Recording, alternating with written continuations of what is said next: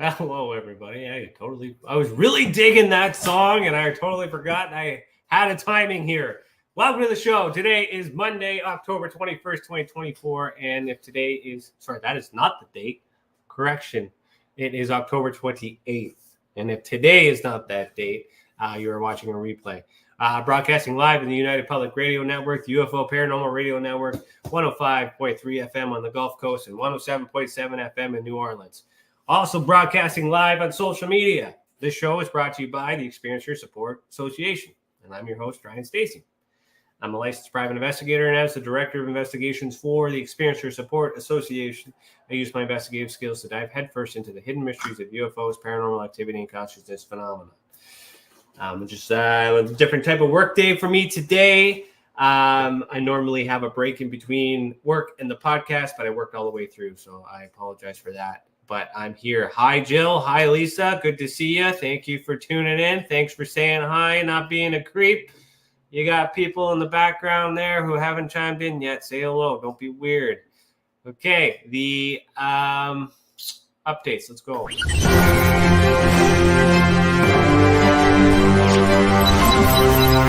Tessa News and Updates. All right, so we got a lot of moving parts going on all over the place, and by we, I mean the many faces of me as a Gemini. I got a lot of things going on in my life these days, but a lot of people who are in the know, that need to know, are understanding that we're going through a bit of a corporation shift, and that is important. Why? Because it frees me up to do more time, frees me up to do the things that you all want me to do and all the things that you like to have. It's been stressing me out a lot because I'm a wanted man for many things. But what I've done as of today is I've officially switched seats. And what I'm hoping to do is that's going to free up more time within the next couple of weeks to make up for the lost time while I was too busy doing everything else to keep things running. So I really appreciate everybody who has been helping me in the background and doing all these magical things to keep things going while I figured stuff out. And I want to encourage everybody who understands my stress, or not encourage, or personally thank them talking me off the ledge, because I'll be completely honest with you. There's been times when I wanted to throw in the towel in order to just do what needs to be done, do this mission, do this spiritual thing, if you will. But with that comes responsibility and laws and bills and finances and all those other things. So for those of you who understand the corporate world. So I made some changes to free me up to slide into a more comfy role and still allow things to be continue as planned. So announcements for that will come when it's necessary. But I'm kind of celebrating my freedom right now, because instead of doing work all day, I kind of just grabbed a whole bunch of things and threw it in a box. It's almost like I quit, but I didn't quit. Just passed and delegated the responsibility, and I'm quite happy with that. So that's a personal update for me. I've been getting a lot of downloads. I'm getting a lot of information. I've been journaling a lot.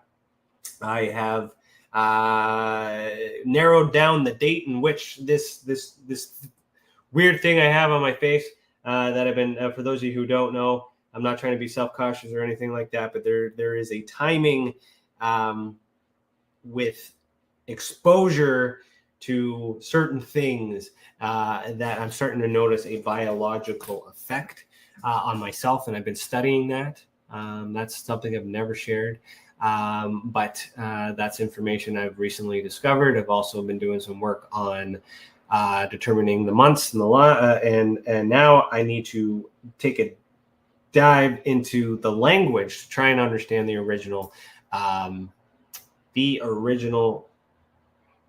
characters, or alphabet, if you will, when it was translated from either cuneiform to hieroglyphs to the actual phonetic letters that we got from the Phoenicians, which were the Greek. So there's a lot of things that I've been trying to figure out the right place, the right time, the right lexicon, if you will. And then from there, I can be able to interpret a lot of these ancient texts and a lot of ancient things that kind of where which is the foundation of a lot of these theories come from. Why is that important? It is important to understand the actual interpretation of some of these things, so that way I can look at the way it was communicated, get the facts to understand the broken telephone game that we're currently in, such as life. And that can be used for UFOs, that could be used for paranormal, that could be used for any theory, cryptids, even government stuff, history, things like that. So on that point, I will share I got my screen open here. Oh no, you can't see this. Awesome. I shared the wrong screen. Good thing. So I'm going to close this up here, and I'm going to get into Tessa specific updates. So let me get into this. I'm just going to change what I'm presenting here. Share screen, the whole window. Thank you. Done. So we do have a lot of projects in the works, but I've been bunged up trying to get all these things out of the way so I can work on these projects. And unfortunately, I have run out of time. I have a deadline this Saturday. I will be speaking at a conference. It is virtual. I'm still working out the featured article to announce that. The plan was to do that today. I may not be able to get it out today, but I definitely will get it out tomorrow, so that way Danny can talk about it on his podcast, Beyond the Tinfoil Hat. But yeah, I'm going to be doing a presentation. I'll let you know when and where, so check my Facebook for that, and my socials, wherever you are. It will not be in this program, so Heed the World. Just find me on that on Facebook. I don't really use Instagram, but it's there. But it'll be there. So there'll be an announcement of some stuff. Daniela, thank you for tuning in. Hi. Thank you for saying hello. Anybody else out there want to say hi or got some questions, let me know. So that's in the works. And then next week's guest for the podcast is a big guest, because it's also a new member of Tessa that we haven't announced yet either, because I've been too busy doing this shift to free me up to do all these things and deliver on these promises. So it is coming, but it's a little bit delayed, but there are big things coming. All right, I feel like I'm doing a horoscope reading here. So there are things coming. I assure you there are changes. I just got to get back into the Tessa seat here, which I've been away for some time. And shout out to those who are taking the responsibility to keep things going the way that we need to go. So on the website, we did talk about updates to the timeline. I've been told that they're done. I just want to confirm. I don't think it's been published yet. I don't know where these categories would be, but we did talk. I got to refer to the email, but we did have a conversation on how I can have multiple timelines. And there'll be a converging timeline, which will serve as a master timeline. So right now, this is kind of a bit of mostly aerial activity, but then we're starting to get into some paranormal stuff. And and the paranormal is kind of good for the master plan, but I want to track paranormal separately. And then I'm also going to track a whole bunch of other things. So for those of you who aren't familiar with this timeline, you want to go to the website, check it out, and get familiar with it. I've explained it in previous episodes. I don't want to dive into that. So other than that, those are the changes that I'm aware of for this week. All right. So today's episode, we'll go to the home page here, all the way down. Let's go. All right. So I'm talking about this case here. But tomorrow night, Beyond the Tinfoil Hat with Debbie, I'm going to say Dochinger, or Dockinger. I don't know how, or Dosh, probably some fancy way of saying that. But this lady is going to be talking about alien contact, shamanism, and ancient wisdom. So it should be a good show with Danny Whitson tomorrow, October 29th. Same place, same different time, next hour. 6 o'clock start, 7 o'clock start. 7 o'clock start. I should know these things. And this is the thing. I've been so out of touch with what's really going on, and just really happy that the people that have been putting in the work, volunteering their time, doing these things to allow me to take care of business. So I really, so this is a huge shout out. So I am back. I'm working my way back, but I gotta put my hands on everything once again and restructure and rebuild because we have a new team now. Okay, announcements will come, and I'll shout out because I know some of them are listening. I would not be able to make this move or this pivot if I didn't have the confidence and the trust. As little as that is for some people who know me, trust is a big thing. I would not be able to pivot this way if I wasn't confident that I'd have a team to support that or try this new way. And I had to be, I have to model that off of the people. So as you know, Tessa does not recruit. Tessa basically entertains those who make the request. So if you want to be a part of it, you must request it. Send an email by admin at experienceyoursupport.org, and we'll have conversation. And based on that conversation, will lead to an invitation. But I will tell you this: most invitations are given after the interview on Beyond the Tinfoil Hat. I may not always be in the chat, but I do always check in and watch these things, and I get a good vibe. If I get a good vibe, invitations will come. If I don't get a good vibe, invitations won't come directly. But if you're still interested and you want to, then we'll consider it. But an interview on this podcast is how you get started. All right? So that'll be good. And Jillian says, it will be a good shift. Well, thank you. I appreciate that. Don't know where I'm going yet. I just know who's on. I just built the boat. I put you and Chris and everybody else in it. Where we're going, I don't know. But I appreciate the fact that you're understanding and you're willing to give it a go, just like Chris and everybody else. Danny, Christy, forget anybody? If I did, I'm sorry. I apologize. I got to get this show going. Okay, so we are hopping into aerial activity.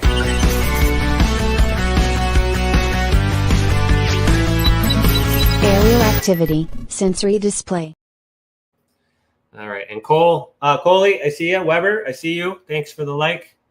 If you got any questions, I do remember seeing your comment about being a guest on a podcast. I don't know if you've sent the email to admin yet. If you haven't, send it. If you, admin will get to it once I give admin direction. Then we can get that part going. So I apologize for the delay. All right, many hats that this guy is wearing, and I just want to get back into the work. That's all I want to do. All right, Tessa is for everyone. But I'm tired of this boss stuff. I want to take a break for a little bit. But anyways, okay, aerial activity. Here we go. So you're going to go to the visual evidence database. And we are looking for aerial activity today. So I'm going to uncheck anything that's not relevant to help me find that. I do need to keep some of these cases up, though. So again, doing this for the benefit of new people joining the show. I apologize to those who have seen the show and might be wondering why I do this every time. But you never know who's watching. And if you're new, this is important. Okay, so aerial activities. Maybe I'll turn off these declassifications to narrow this down for a little bit. Number 14 is the one I'm looking for. Can't remember where it was. I think we started moving down, right? There it is. Right there. Got it. Okay, this one's going to take quite a bit, this one here. Going to take a bit of time. That one, if we have time, we'll do aerial activity, and then that we did crop circles. Okay, so this is where we are. All right, this guy here. Aerial activity. So let's get into that. Any questions, comments, concerns, anything? Nothing. All right. So aerial activity number 14, 2020. And it's actually kind of funny because this particular experiencer has just made a post because I've been following his work outside of what they do. Experiential support. Let me send this email. Come on now. Outside of what they actually do. I don't want to talk about it because I can't. I was gonna I got to change the subject because if I talk about what he's doing, then you might connect the dots with this. So anyways, there's an odd coincidence that the professional circle has I was actually going to do something on the professional side separate from this experiencer. And then now I'm actually working on his case or talking about his case. So that's just serendipitous for me. Okay. So aerial activity machine, Edmonton, Alberta, Canada, February 27th, 2020. This is a picture. Okay. This picture is part of a video. Okay. So we're going to get into a video here. This one's got a lot more information because I was able to do more work because there was enough data there. Am I touching a mic? There's blurts of static. I am not touching a mic. I do not. I'm using the built-in microphone for the Mac that I'm using. I apologize for the static. That could be me messing with the vibration. I don't know. Sorry about that, but thanks for letting me know. I do have a mic somewhere. Is it big of a deal? Let me know. I'll get one. But yeah. Okay. So, okay. So we're gonna watch this video. I don't know if you hear the music, but I'll narrate it. On February 27, 2020, in Edmonton, Alberta, Canada, a witness had observed a low-flying object that did not look normal to him. If you guys are listening on radio, there's images here that you need to see. All right, audio's good. Carl McNeil, thank you for tuning in. Audio's good. Thank you. Thanks for watching. Danielle says sounds good, and Jillian says it stopped. Okay, so maybe I was just getting a little too free with my personals there, and someone was cutting me out because I'm saying too much. Said too much. Okay, did not look normal to him. So here's the image here. Screenshot from the original drawing. Gotta zoom out here. Oops. All right. So the object moved slowly from left to right, had no sound, and according to our RPAS pilot, so we don't have one anymore, but we used to one. His name was what was his name? Stephen Coffey. So he took a look at this. He's an expert, drone expert. This object does not resemble a drone or conventional airplane. Okay, so we had him look at that. Jillian says, hi, Carl. Oh. Jillian, he's on Facebook. You're on YouTube, so you won't see your comment. So just so you know, Carl, if you know Jillian, she says hi. Okay, so here's a zoom up here. The object was seen by a second witness approximately 7 kilometers away.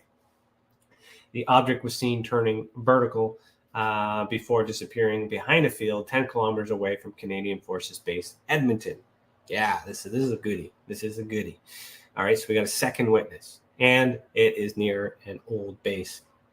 Well, it was near the old one before they moved the new one. All right.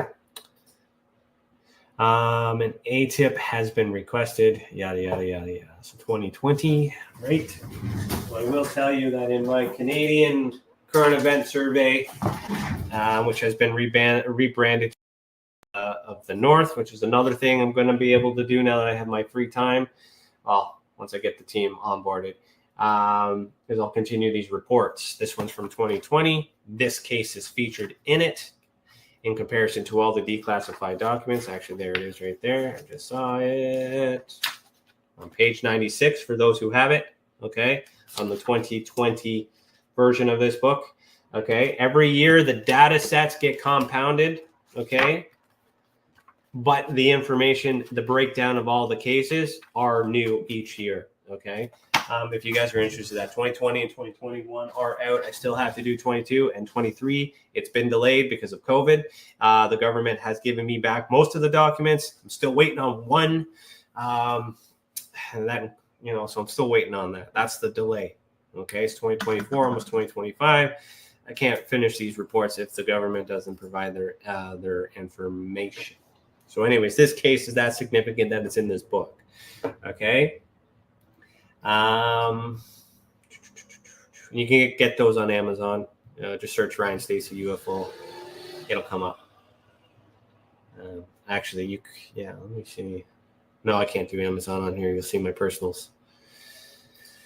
Okay, so that's the end of it. So here's the witness statement from February 29th, 2020. Okay, so the report came in February 27th. Witness statement. Sorry, the event was on the 27th. We got the report on the 29th. So that's another thing too. It happened.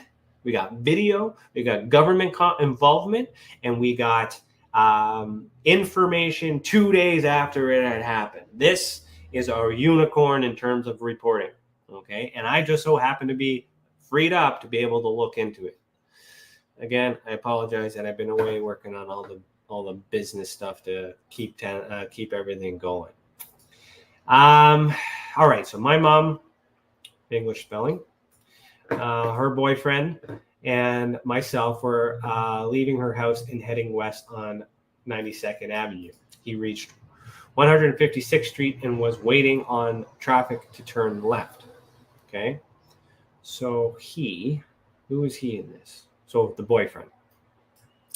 It is an awful left turn and usually takes a few minutes for traffic to clear up. And I was watching 3 horizontal lights blinking in an odd pattern just above the roof line of houses on 156th Street. All right, so there's an explanation of that's relevant sitting at the traffic light. It's a normally long light. Happened to have time to take a look out the window because it wasn't driving. I watched for about 6 to 7 seconds, and then I said, "Hey, Mom, check out that UFO above the houses." Redacted and redacted both witnessed the object. So that's the name of mom and boyfriend.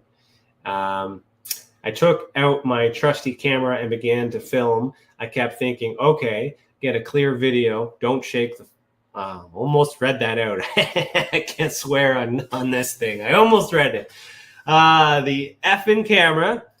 Try to describe what you were seeing. I filmed clear footage for about 5 seconds before Brett asked if we should follow it. So there is another person in the car, wasn't mentioned. These are the 2 that were redacted, just to be clear. That's why that's not redacted. Permission was given. Ask if we should follow it. I said yes. We turned right onto 156th Street and headed north. At this time, I was able to film half a second more of the object before it went northwest behind some buildings, and we lost sight of it. After I lost sight, I phoned my friend, redacted. I call him my dad, okay, and said, "Hey, Dad, go out on your porch and look northwest and tell me if you see the blinking lights." He went outside and witnessed the object moving northwest. He told me that the lights moved into a vertical position and kept on northwest route before he lost sight of it as well. So now the object moved. It's the orientation that you saw with those 3 lights. The witness...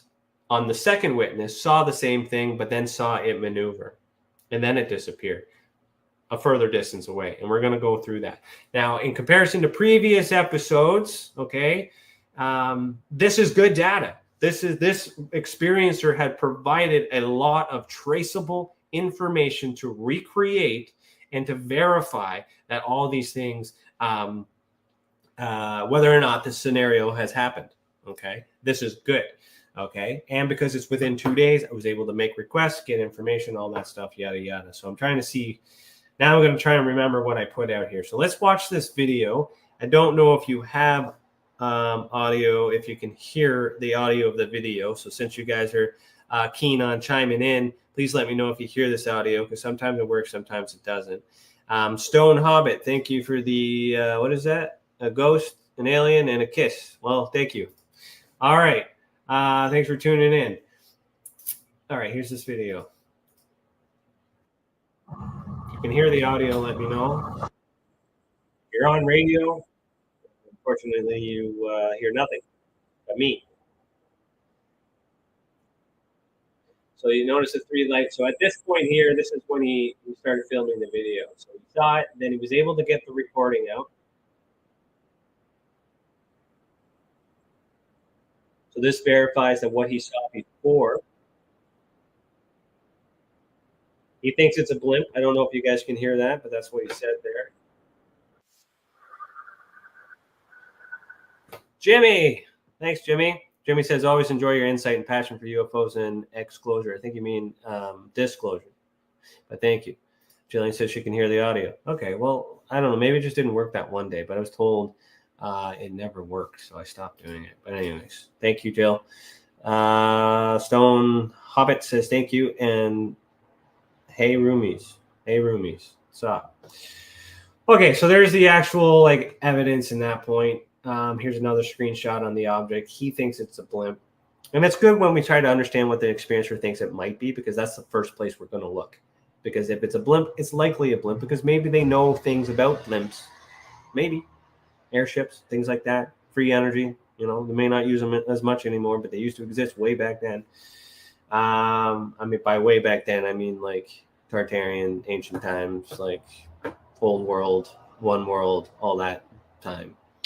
I just heard blips. Yeah. Okay. We'll do another test later, Jillian, and then with something that you actually need to hear.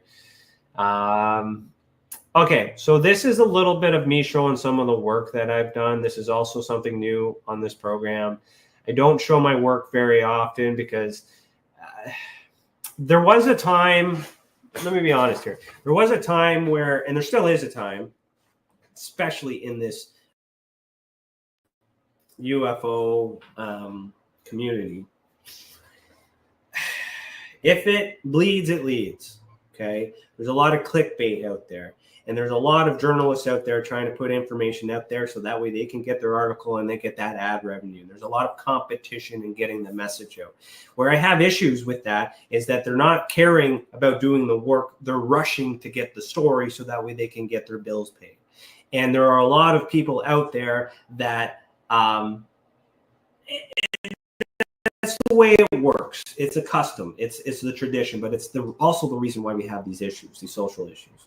Part of my struggle with the business and things like that I mentioned earlier was that these are things that I have to do in order to do this. And I don't like doing all those things in order to do this, right? But I understand that it's something that needs to be done in this three-dimensional world so I can talk more than three dimensions here with my audience here. And but I got to do a lot of things to make the money come in so I can, yeah, that's essentially how it works. So the media game at this time, there was a lot of competition. I'm trying to get my name out there and trying to not get buried. But what has been happening is I would put stuff out there when I was starting, and then they would take my work and then they would publish it under their own, and I would not get any credibility. So then I had to balance this whole, like, am I doing it for my ego? Am I doing it for the people? Am I genuinely dealing with it? Or do I have real crooked people? So I was also spending a lot of time trying to understand the why and trying to also, work myself up and work myself down. And this is like a few years back. So I've worked through all of that trauma. But, it's hard to trust some of these circles when there's money involved. You get what I'm saying? So the fact that I'm showing some work here is a huge step, especially since I've been considering all those things at the time. So I just kind of wanted to share that just from context. Got some questions here. Jimmy says, you are like the Canadian version of Stanton Friedman, be a little thinner and a little less nuts. Well, that's like two truths and a lie. And maybe thinner, a little less nuts, that's debatable. But Stanton Friedman is Canadian, just so you know. So I'm not a Canadian version of him. He is Canadian. He did focus on Roswell, and that's what he's most known for. But I've talked to Stanton. I've met Stanton many times. I've got a few pictures. If you scroll my Instagram, because it's all pictures, just easy. It's on Facebook too. But I got pictures of me with Stanton reviewing my reports and my work and stuff. And I actually, fun fact, Stanton Friedman told me in front of my MUFON crew at the time that he hasn't seen any work as detailed as my work since Project Blue Book. Okay, unfortunately, he has passed, and we can't ask him that. But I can't swear in this thing. I kid you not. That is something he said. Also, Paul Hellyer was also giving me some graces, and that data that he's talking about eventually turned into this book. Okay, Amazon, Ryan Stacey, UFO support. Okay, but thanks, Jimmy. But Stanton is Canadian. Jesus, there's lots of questions. I'm not even going to get into this case. Okay, did you ask the experiencer if they felt strange then or afterwards? Were there noises? Did it look like drones and hologram? Blue beam always go with logical first. Okay, I'll get into the experience part when I go through this case. I'll tell you what I remember. You said he was from my neck of the woods. Yes, Jillian, you are in his neck of the woods. You could probably go to the museum. That's another place that I want to go to. If you haven't been there, there's something. There's archives there. There's access to information. You just might be able to help me with that. I'll put that in the memory box for a million other ideas that I got, but we got to stick with the other ones. Any fellow vets in the chat? Well, I am like, you're talking about like government vets, Department of National Defense, because I'm a vet, and we'll go from there. But hello, who's lover? Hey, you were under a different name in the past. I remember this photo. Tell what was your name? Phoenix or something? Venus? Why'd you change your name? Anyways, clickbait almost dated his nephew. Oh, Jesus. You should have. You would have got secrets. Damn. Okay, let's get back to the case. And then keep this conversation going. I love this stuff, but let's... on any other episode, to be completely honest with you, I would just forget about the cases and have conversation. But this one, this one. All right, Kitty V. Okay, yes, a stalker. Okay, sorry about that. Yes, I remember how we connected. Well, good. Thanks for tuning in. Sorry about the stalker business. Yeah, that's not good. Okay, we'll talk about that in a minute. All right, so recreation. So here we are coming back to this case. This is Google Earth, I think I was using at that time. Yeah, this is Google Earth. So what I did here, just to demonstrate, this is where the original witness was. This is where he saw it. Okay. This is where that video was recorded. Okay. Jillian says he seemed a bit nuts, referring to the nephew of Stanton Freeman. Jillian, we're all a little nuts. I'm nuts. We got to be nuts in order to do what we're doing. All right. So there's plenty of nuts out there. But maybe it was too nuts for your nuts. You got to meet. Well, I remember learning this somewhere. You got to find someone that is at your level of crazy. Okay? We're all crazy. But some people are more crazy. And if they're not at your level of crazy, then that's, you get it? Get what I'm saying? Sure you know. Okay, so then here is the other friend, okay, that was able to witness it before it changed its orientation. All right, Danielle says the right level of crazy is hard to find. That is true. I found my crazy. Now I might be a little bit more crazy, so hopefully I'm not more crazy than her level of crazy. Okay, stalkers in prison. Good. Okay, so what you have here is actual data that shows where the person was located and where he saw the object. And you will notice that it is in line. There's a flight path here. Okay, there's a flight path here. This is not irregular. So this also suggests that this object is moving with purpose. So it could be a known object. It's obviously low enough that he was able to record it. It was also within this space that nobody else seemed to make a report, at least that we don't know of. We can compare our data to other people and all these other things. There's a place and a time for that. We can always compare our notes to others who ask. I don't have time to compare my work to others because I'm not entirely confident that they're going to do it the way that I do it.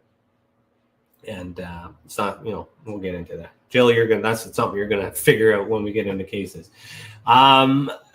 So here's a little bit of trigonometry, a little bit of math, a little bit of calculations that I tried to do in order to get an estimate of how far back the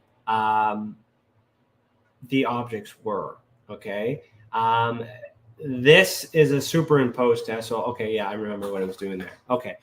So there's the witness. Here's the stop sign, street light, the house, some trees, and the object. Okay. So in order for me to figure that out, okay? Because we have this stop sign, I have this house, I have the object. I had to look at it during the day, and I had to make some assumptions, okay? There's the average height of a lamppost, okay? The average height of a stop sign, the average height of a house, and then we can estimate where the line of sight, okay, which was taken from the camera, okay? These things can be figured out. I will teach you how to figure those out if you don't know on my Patreon, okay? If you want to join one of those tiers, because that's what that's there for. Or I'll include this in the course. But if you already know how this is done, then you understand what I've done. So making these assumptions, I had to superimpose. So take a screenshot, find it on Google Earth, and try to line it all up to get this field of view or this trajectory. I wasn't able to do that with all the other cases because there is no video. There's no 3-dimensional evidence, only 2-dimensional evidence or 4th-dimensional evidence, stuff in the mind, okay, or drawings. So with the right amount of evidence, I can do the work that needs to be done. And I should have been able to explain this, but I haven't. Normally, when I have enough data like this, you will not see it on the website because I solved it. Does that make sense? So this is how I was able to kind of figure out the math. There's our light post, there's all this, there's the object. And then I'm assuming that the object is at least behind those trees because of the video. And when I edited the lighting and stuff, I could see that, okay? So this object was at least 130 feet. No, sorry. I gotta look at my 13 feet wide, at least 13 feet wide. So it could be a drone. And the reason why I say at least is because anything beyond that, I don't have any object to reference. When we look up at the stars, we don't know if that star is like here or up here in the grand vast of space. We just see it based on its brightness where it's at. We see a plane here. We see a satellite because we know the satellites. Let me change my screen hands a little bit better. So we know that drones fly here. We know that planes fly here. Drones aren't allowed to fly here. Sometimes they do because they're not supposed to, but sometimes they do. We also know that military flies up here. Okay. And then above that are satellites. And then above that is space, allegedly. Okay. There's a lot of things that there's a lot of depth there as well. But when we're looking at it on the surface from the bottom here, looking up, and we see these lights move around, we can't really tell when we're looking up from the bottom whether or not those two lights are at the same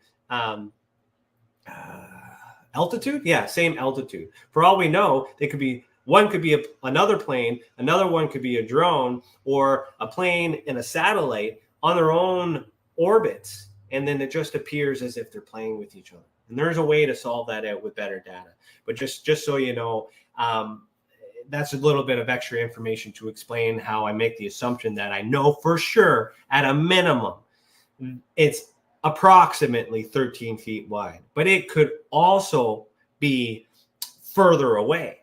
But the way that the physics works on that, if this is 13 feet in width, that means that it's directly behind the trees, which is approximately 300 feet away from the experiencer, which isn't really far. But if it's bigger,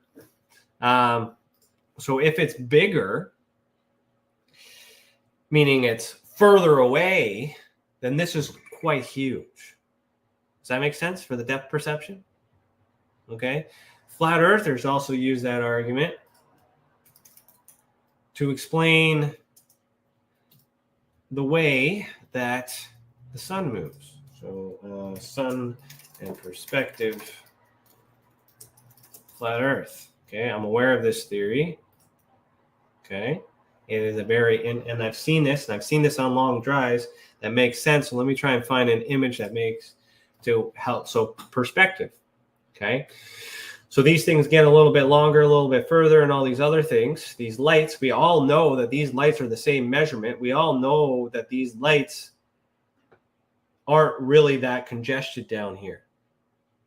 And this is an explanation that the flat earthers use to suggest, okay, that the sun moves and it's local because of perspective.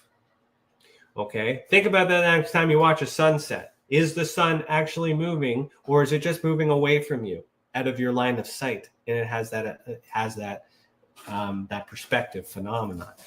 It doesn't matter what you believe in terms of that. I'm just using that physics to the same type of physics. All right, for the I'm not a scientist. I don't know the words how to explain it. All right, I'm just going to stop before I put my foot in my mouth and someone makes a stupid reel saying I'm a retard. But I can't explain it, but it's all there.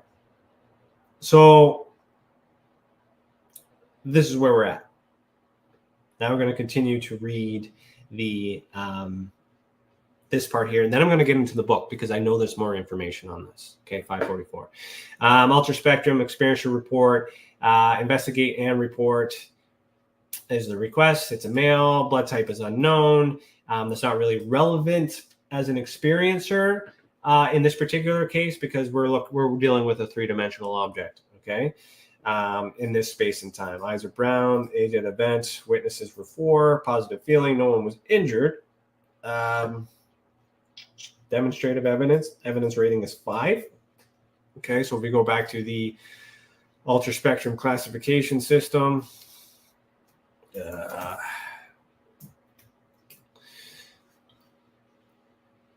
And for those of you who don't know what this system is, this is the system I've created to make sense of all these things. So a level 5 is original video only or original photos with original video. So that's a level 5. That's better. Okay. This has later moved on to a level 7 because I have government documentation and that is inside this book.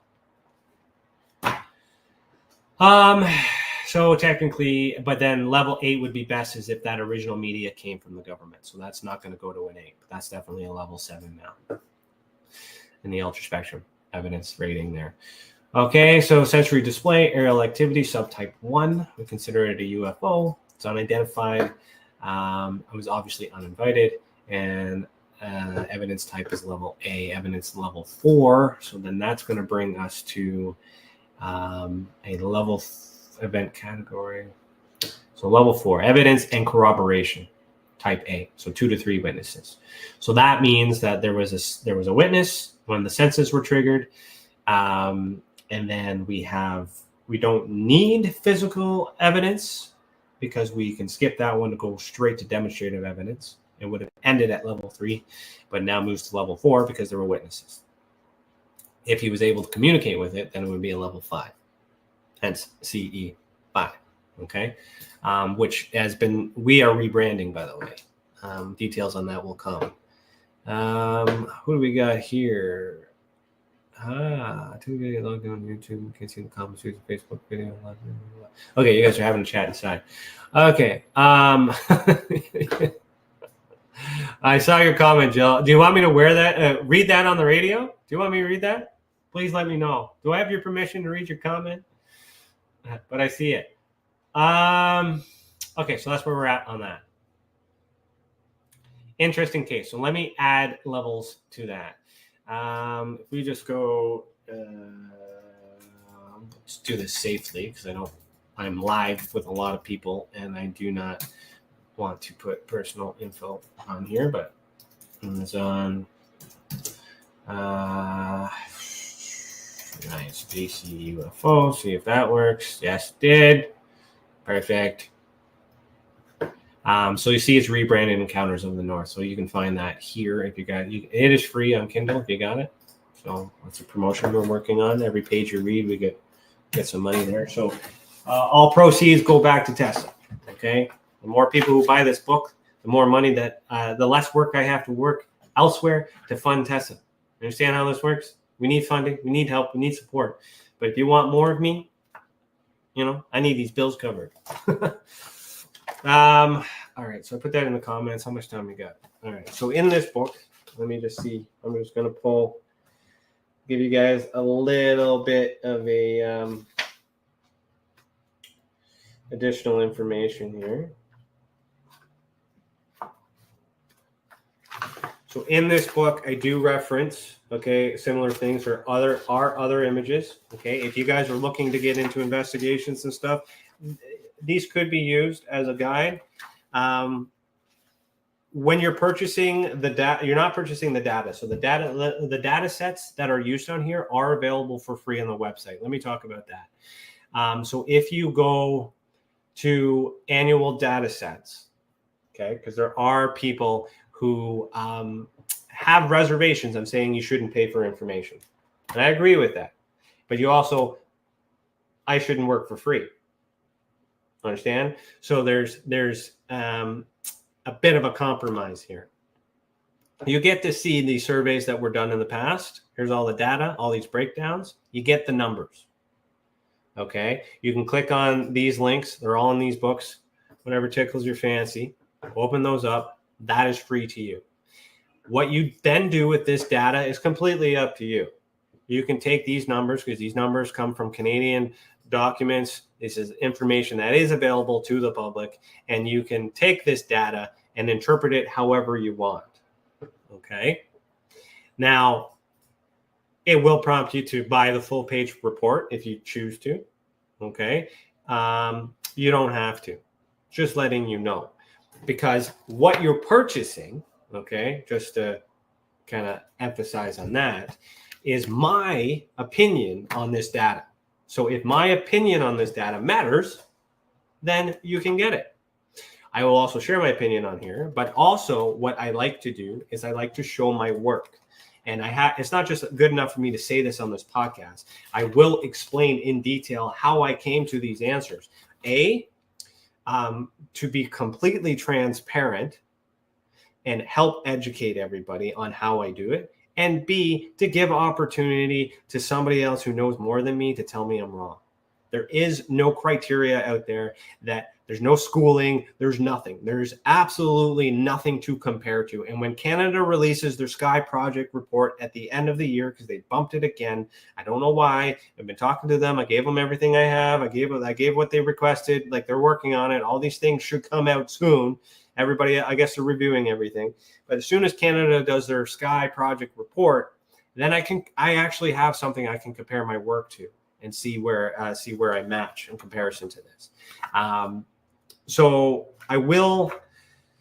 you will learn how I come to these conclusions. Okay. So here's another image here. I'll read these in a minute. I'm just being mindful of the time. On the other cases that aren't relevant to the one I'm discussing today, I do also explain what these abbreviations mean on these declassified documents. I publish them for free, and you can interpret them yourself and do the work. But the work that I do, I put in these books, and I'm hoping that people will just purchase it one day because they want to learn. And I'm hoping that maybe they'll teach me something. Okay, so that's what you're purchasing. You're not purchasing the information. You're purchasing my opinion and my views and my beliefs on this, because I could be wrong. I very well could be wrong.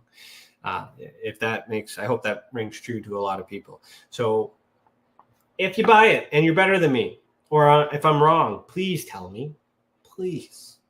Okay? Because I love feedback. Trust me, more than any other person. I need to know. And so far, the only feedback that I'm really getting is from the Canadian government asking me how the hell I figured that out. Well, feather in that cap. But anyways, okay. Let's go. So there's another image here. Okay, so this image, so I've explained in this. Let me see here. Video evidence, digital, no problem. Brightness and saturation have been adjusted for the image immediately above. I viewed the location during the day and was able to determine the approximate minimum distance that the object was from the witness at the time of the event. An example of this is below. So then there's a little bit of me figuring out the work. And then I was able to use a video to determine where the witness was standing during the filming of the video and the approximate altitude angle of the object. By averaging the standard sizes of the visible known objects, I could estimate the approximate length of the object to be 13 feet at the approximate minimum distance as depicted below. So I explained it in a whole bunch of fancy words. Below is a map that displays the location of both witnesses and locations. I've already done that. And assume the object continues along the path, yada, yada, yada. Where's the good stuff? Okay. So here is information you won't have, and I will read this out. I had learned that the particular error, so if I were to make assumptions that this craft were to continue its trajectory beyond what we showed there, okay, there is an Edmonton Municipal Airport there. That airport, so I learned that that particular airport had closed in 2013, and that it was previously used as the Royal Canadian Air Force Base for Edmonton, Alberta. So for those of you that are there, know where that is, and there's a reference in there. Assuming that this information was accurate, because it's coming from the witness, I continued the path until I reached the next port in the new location of Canadian Forces Bases, Edmonton. So for those of you who know the area, where the object disappeared was over the old retired base. But if you continue the trajectory, it will eventually land in the new Air Force Base. That's along the same flight path. What makes it suspicious is where it's unclear on which port it landed at, because that other one's supposed to be out of commission, but it's not. Okay, think about that. Those are circumstantial evidence that gets more explained here in this book. But I have completed an access to information request to the appropriate department. I specifically asked if anything was on the radar. After a thorough investigation, I received a letter indicating that they had no documented record of any event on this date and time. I completed a second request with an expanded radius, which yielded the same result. I had completed a third request with an even more expanded radius, which yielded the same result. So I kept appealing. After receiving the third response indicating that they have found no record, I communicated with the task advisor and asked how I could clarify the object videotaped.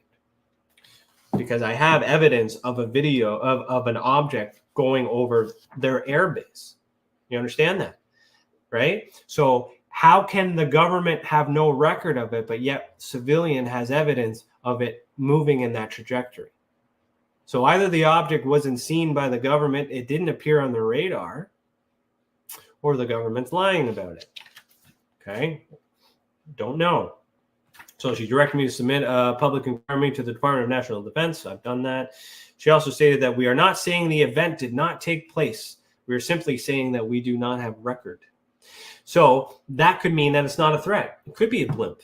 It could be a drone. It could be a non-issue. Just because they don't have record of it might indicate that they understand what it is and it's not a threat to them, and that's okay.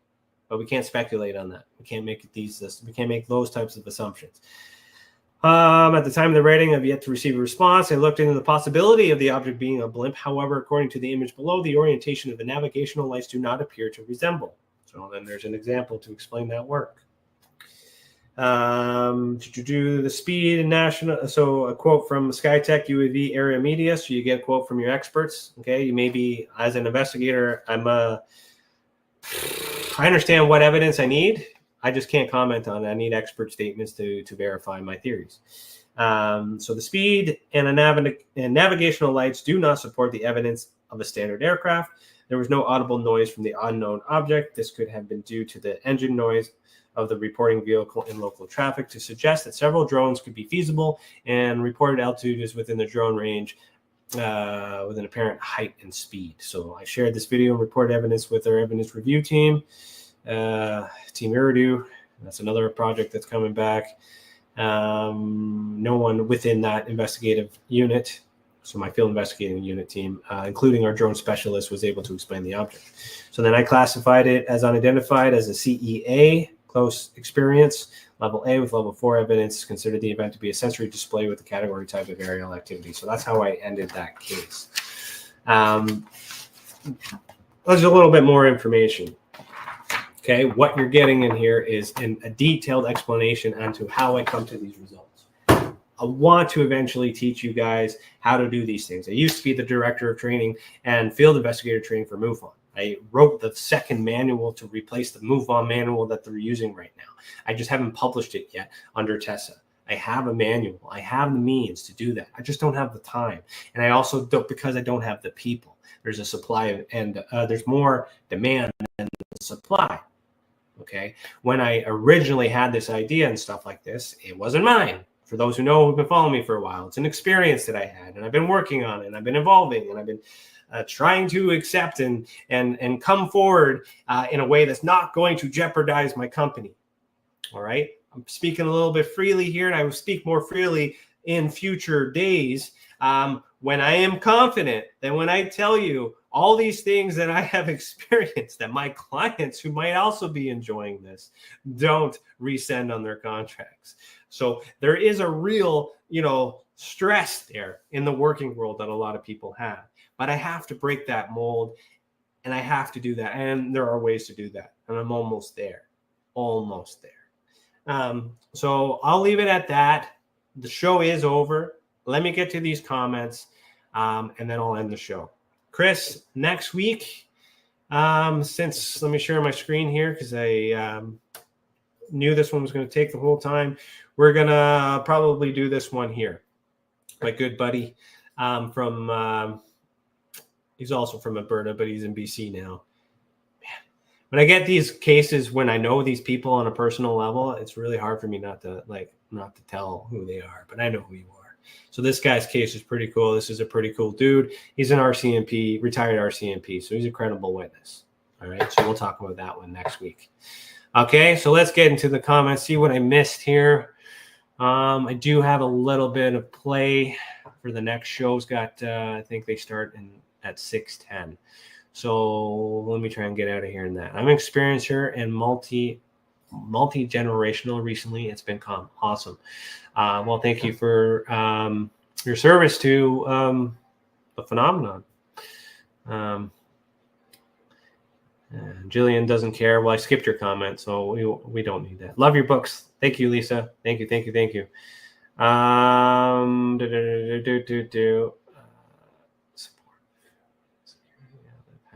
Support. Okay, a lot of you guys are just talking to each other, so I don't really need to address any of these comments. Daniela says, good one. I enjoyed watching as always. No problem. So I'll leave it at that. Next week, in the next coming weeks, you're going to see some updates. You're definitely going to see an update this week because I have a huge announcement to make for this presentation that I'm doing on Saturday. Okay, November, whatever day that is, at 12:50 Eastern time is my segment. But the whole show goes for the whole day. Okay, there's a conference. I just got to figure out whose conference it is because I agreed to do this. I just got my schedule. I don't remember who it is, so I gotta figure that out. Make my announcement, let you guys know, and then hopefully you can tune in on Saturday. And then on Monday we'll do that podcast, and then on Tuesday will be another announcement. So if I do not get the time to do the written work announcement because of all of this transition stuff, that episode will be the announcement. Okay? So we will figure that out and we will talk about it and we will announce it then. So next Tuesday will also be a huge announcement in retrospect to all of these things that we've been working on. So I do apologize to experiencers. I haven't got your cases done and all these things on the website. There's a lot of moving parts to do it the way that I want it.